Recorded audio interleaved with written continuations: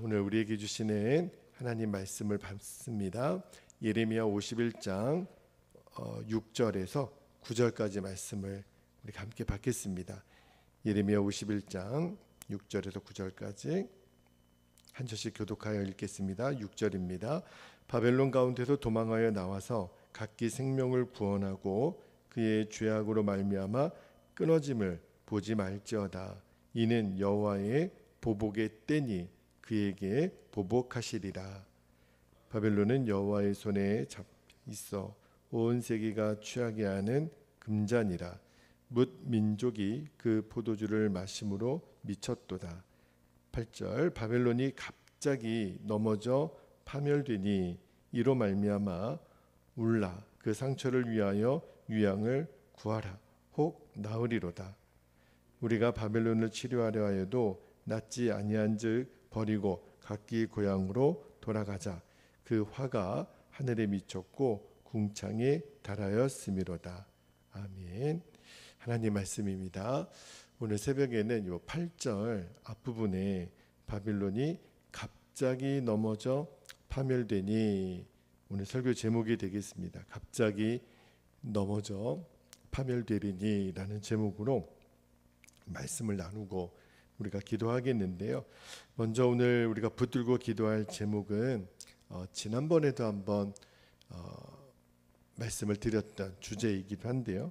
이 멸망할 세상에서 우리가 피할 유일한 피난처는 예수님뿐임을 늘 명심하게 하옵소서. 그렇게 기도하기를 원합니다. 6절 말씀을 다시 한번 볼게요. 6절에 보면 바벨론 가운데서 도망하여 나와서 각기 생명을 구원하고 그의 죄악으로 말미암아 끊어짐을 보지 말지어다. 이는 여호와의 보복의 때니 그에게 보복하시리라. 여기 6절 말씀은 아직은 바벨론이 멸망한 때가 아니에요. 이제 곧 바벨론이 멸망할 것이니 바벨론에 사는 유다 백성들에게 빨리 도망하라.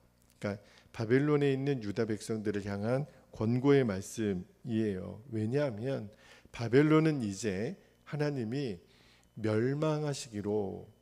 멸망시키기로 작정하신 나라였거든요. 그러니까 바벨론에 대한 심판이 시작이 되면 바벨론 안에 있는 모든 사람들에게 그 심판이 예외 없이 임하기 때문에 빨리 도망하라는 거예요. 속히 바벨론으로부터 하나님의 백성들에게 도망하라. 여러분, 제가 예레미야 50장 강의할 때 8절 말씀에 보면 마지막 부분에 이런 말씀이 있었어요. 50장 8절에 양떼에 앞서가는 순념소 같이 하라. 그때도 이 설교 제목이 요 표현이었는데, 여러분, 양에 비하여 순념소는 굉장히 성격이 급하다 그랬어요. 그래가지고 얼마나 동작이 빠른지 그렇듯이 그렇게 막 성질이 급하여 막 뛰쳐나가는 순념소처럼 빨리 바벨론을 도망하라. 그죠? 왜냐하면 이제 곧 바벨론 땅에 어마어마한 무서운 하나님의 심판이 임할 거니까. 그죠? 그래서 빨리 이 명령을 듣는 즉시로 바벨론을 떠나라. 그 명령을 지금 바벨론의 땅에 있는 하나님의 백성들에게 주시는 거예요. 그런데 여러분, 이 바벨론은 계속해서 멸망당할 하나님을 대적하는 이 악한 세대를 상징한다고 여러 번 말씀을 드렸잖아요. 그러니까 이 바벨론에 선포되는 오늘 말씀은 오늘날 세상에 주는 말씀하고도 똑같아요.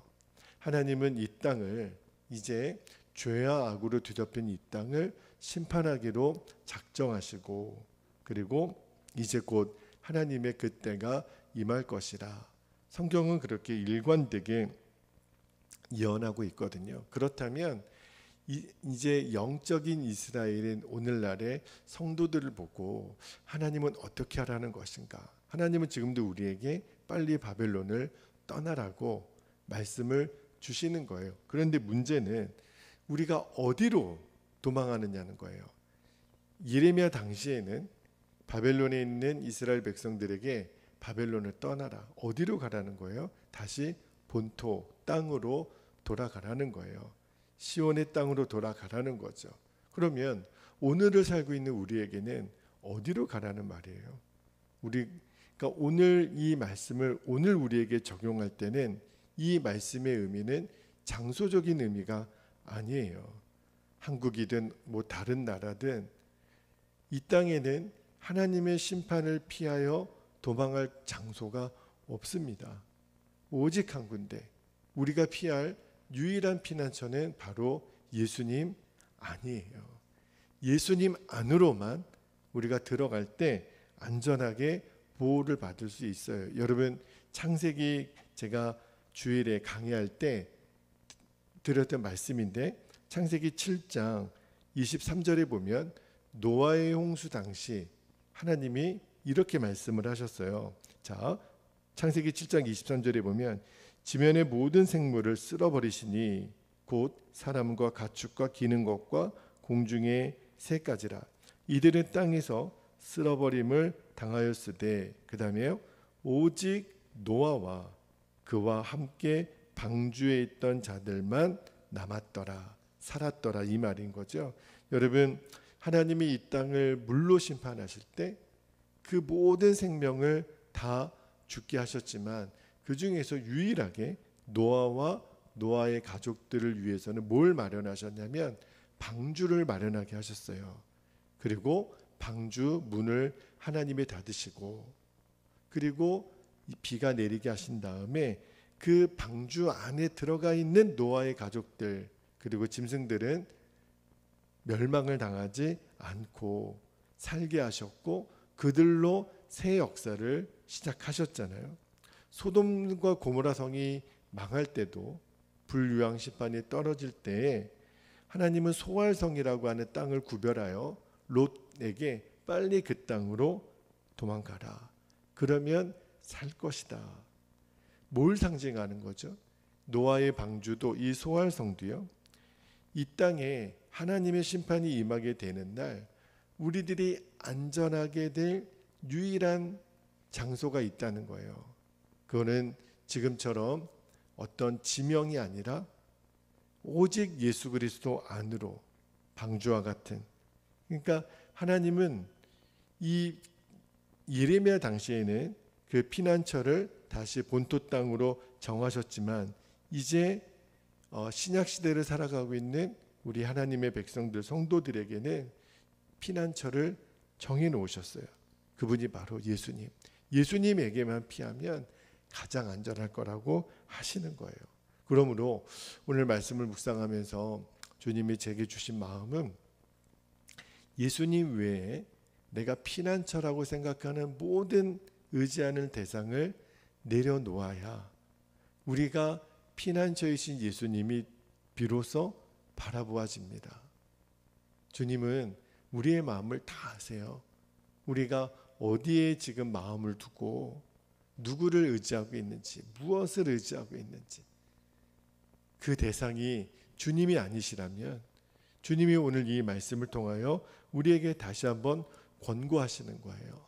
주철아, 너 나 말고 의지하는 것이 있니? 의지하는 대상이 있니? 의지하는 사람이 있니? 그거를 내려놓으라는 거예요.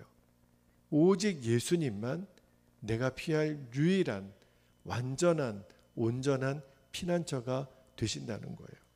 시편 5편 11절 말씀에 보면 주님이 이렇게 말씀하십니다.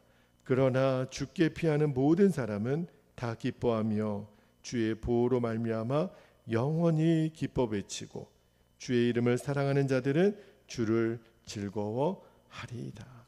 아멘입니다. 정말 아멘이에요. 주께 피하는 자들만 보호를 받아요. 왜냐하면 예수님만이 우리에게 생명을 지키실 수 있는 유일한 피난처가 되시기 때문입니다.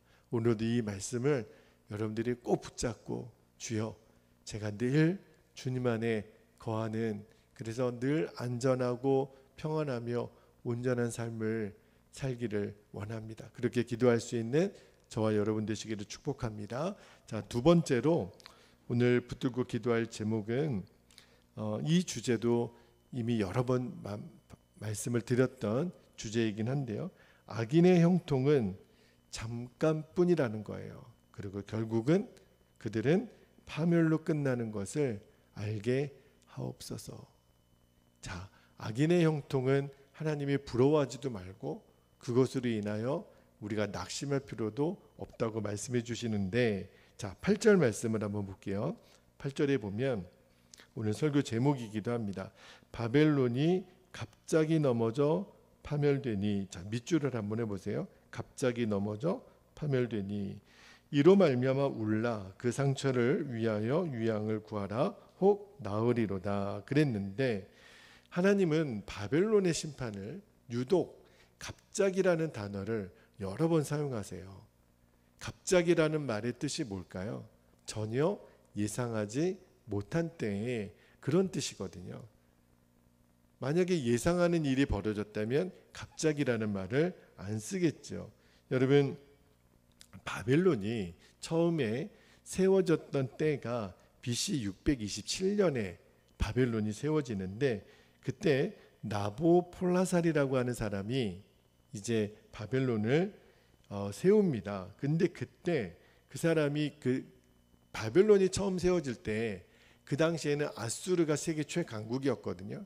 근데 그때 아수르가 분열되는 때에 이 나보폴라살이 그 틈을 타서 바벨론을 세우고, 그 당시에는 메대와 손을 잡습니다.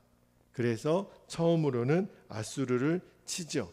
니느웨를 점령하고, 그 다음에 BC 605년에 애굽의 느고 왕과 싸워서 이제 그 갈그미스 전투, 제가 예전에 한번 말씀을 드렸잖아요. 그때 이제 바벨론이 완전히 패권을 장악하게 되죠. 그러니까 바벨론 입장에서는 아수르와 애굽이라는 두 최강국을 이제 무너뜨렸으니까, 그래서 바벨론이 세워지자마자 전 세계를 패권을 잡은 지가 20년밖에 안 됐다는 거예요. 그러니까 최단시간에 세계를 호령했던 나라가 바벨론인데요. 그런데 그 영원할 것 같았던 바벨론이 불과 세워진 지 100년도 안 돼서 또 최단시간에 세계를 제패했지만 또 최단시간에 나라가 완전히 망한 그런 유일무이한 나라가 됐다라는 거예요. 우리는 알죠. 이 모든 일이 주께로 말미암은 일이라는 것을. 그러나 사람의 눈으로 봤을 때는 바벨론은요, 어떤 걸 상징하냐면 영원한 것 같은, 세상 사람들이 동경하고 악인들이 꿈꾸는 영원한 제국이 바로 바벨론의 상징이거든요. 그런데 그렇던 바벨론이 하나님이 어떻게 멸망당할 것을 지금 작정하셨냐면 갑자기 넘어져 파멸되리니. 그러니까 물론 메대와 바사의 연합군에 의해서 바벨론이 멸망을 당하지만 하나님이 작정해 놓으셨다는 거예요. 너희는 갑자기 어느 날 사람들이 아이고 그 사람 그렇게 됐대, 그 나라가 그렇게 됐대, 심판을 받았대, 멸망을 받았대, 그렇게 될 거라는 거예요. 바벨론을 그렇게 치시겠다라는 거예요. 자, 그에 대해서 이 앞에 있는 7절 말씀에 보면 이렇게 말씀하십니다. 7절에 바벨론은 여호와의 손에 잡혀 있어 온 세계가 취하게 하는 금잔이라. 자, 여러분 그 금잔에다 동그라미 한번 해보시고요. 뭇 민족이 그 포도주를 마심으로 미쳤도다. 여기 바벨론을 하나님 손에 잡혀 있는 잔에 불과한 존재라고 주님 말씀하고 계시는 거예요. 자, 여기서 그 바벨론을 금잔이라고 표현했지만 여러분 금잔은요, 그 잔 자체가 다 금이 아니에요. 흙으로 만든 그 모형의 금으로만 겉에 입힌 거죠. 금칠을 한 거예요.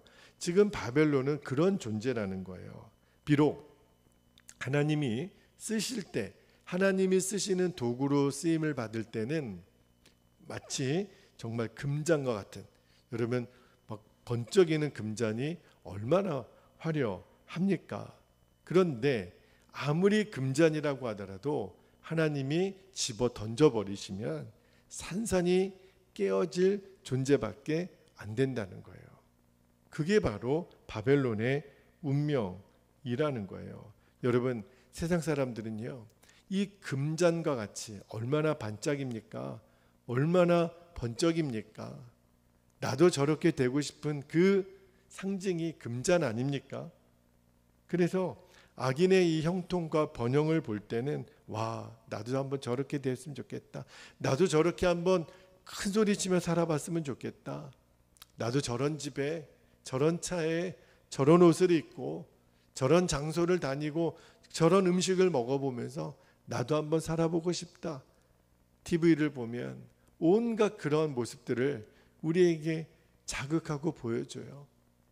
어디 가면 맛있는 거 먹고, 어디 가면 좋은 옷 입고, 어디 가면 좋은 여행 다니고, 온통 우리들의 관심을 그런 식으로 자극합니다. 금잔이라는 거죠.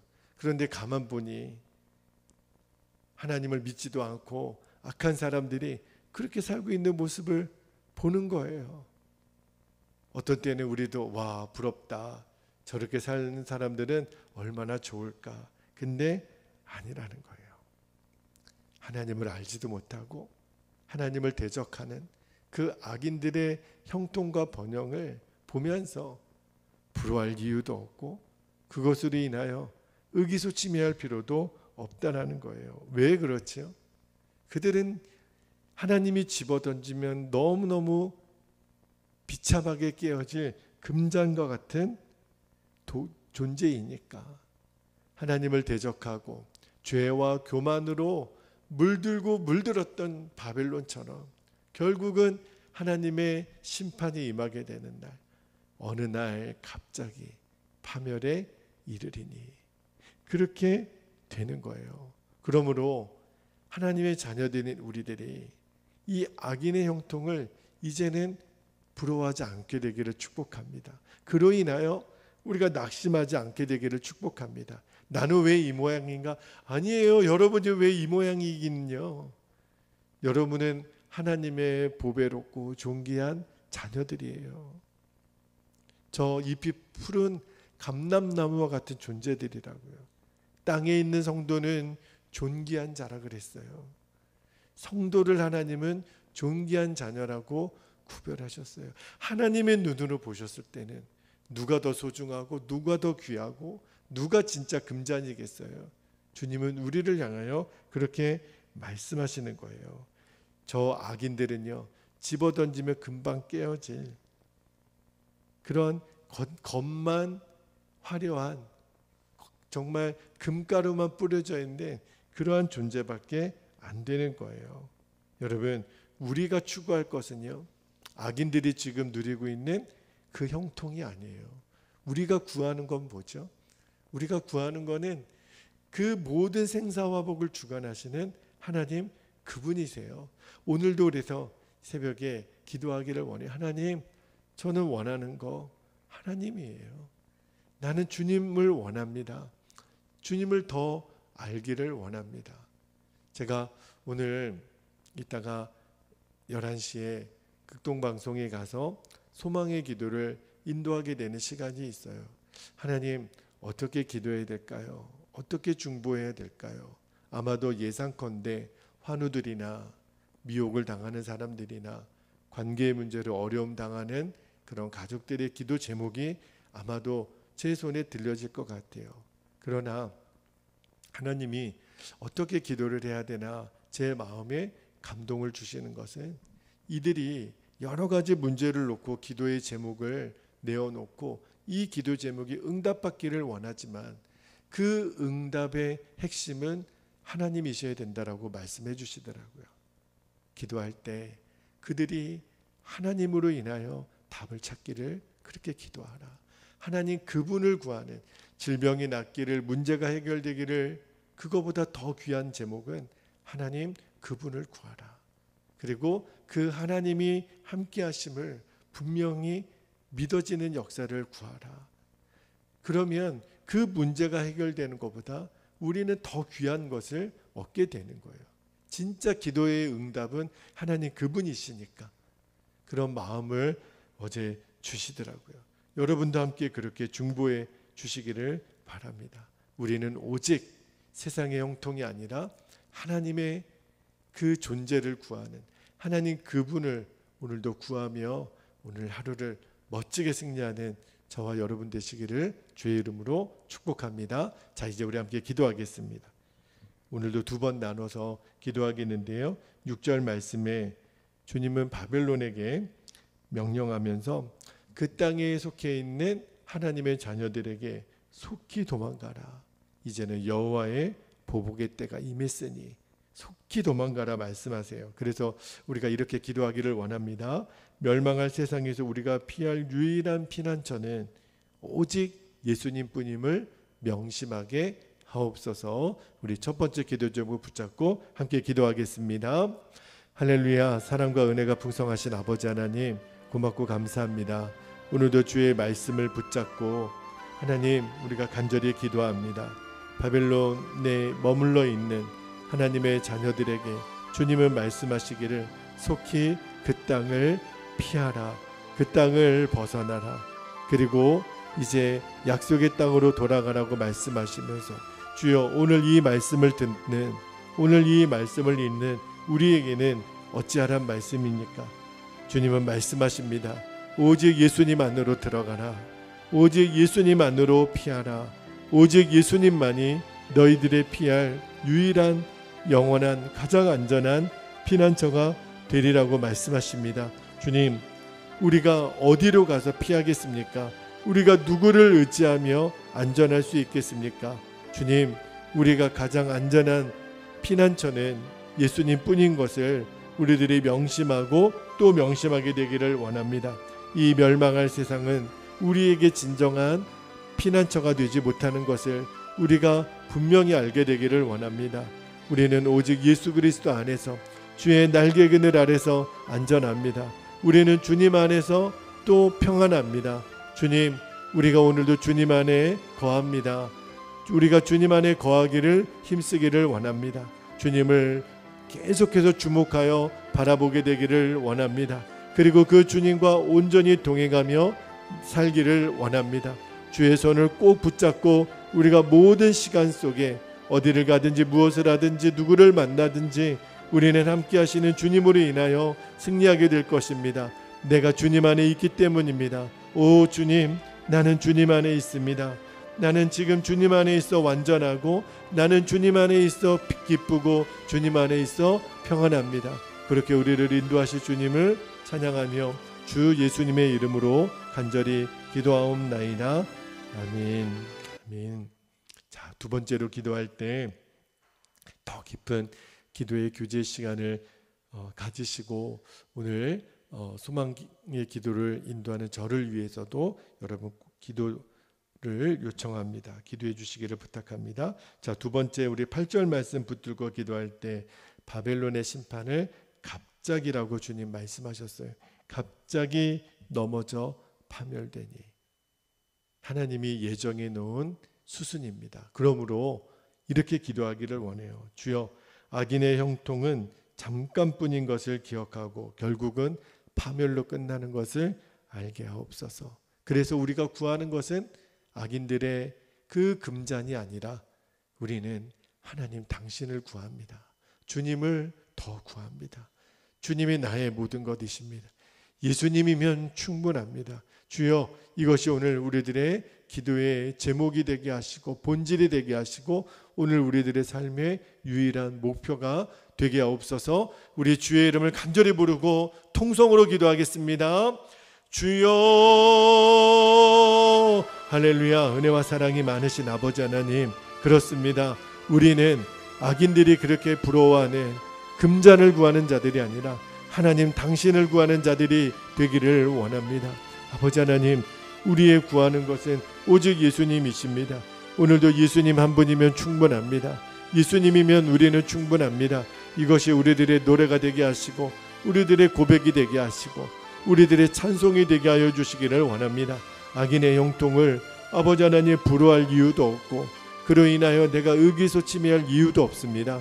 아버지 하나님, 우리는 주님 안에 있기에 하나님 그 화려해 보이는 금잔이 아니라 하나님이 집어내 던지면 산산조각 날 그 악인들의 멸망의 운명을 우리가 뭐하러 부러워합니까? 주님, 우리는 주님이 우리에게 예배해 놓으신 존귀한 자라 말씀하시는 그 성도들 한 사람 한 사람을 향한 하나님의 상급이 우리를 기다리고 의와 생명의 면류관이 우리를 기다리고 있음을 아버지 하나님 오늘도 믿음의 눈을 분명히 열어 알게 하시고 보게 하시고 깨닫게 하시고, 그로 인하여 우리가 세상에서 넘어지는 자가 아니라 이제는 넘어진 자를 일으켜 세워주는 자가 되게 해주시고, 아버지 하나님 빛을 비추는 이 땅에 하나님 빛과 소금으로서의 사명을 감당케 되기를 아버지 하나님 원합니다. 우리 주변에 많은 이들이 질병과 관계와 재정과 무너짐과 관계와 하나님 여러 가지 미혹의 권세들로 말미암아